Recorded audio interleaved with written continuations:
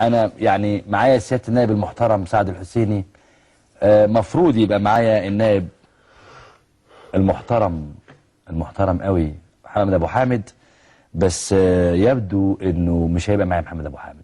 فاللي منتظر النائب المحترم قوي محمد ابو حامد، الحقيقه الراجل ده يعني بعد ما خلص مع سياده النائب سعد الحسيني هقول فيه قصايد شعر دلوقتي ليها علاقه بعدم احترام المواعيد، وليها علاقه بعدم احترام الكلمه، وليها علاقه بتركيبه محمد ابو حامد شخصيا، اللي انا اظن انه له معايا واقفه.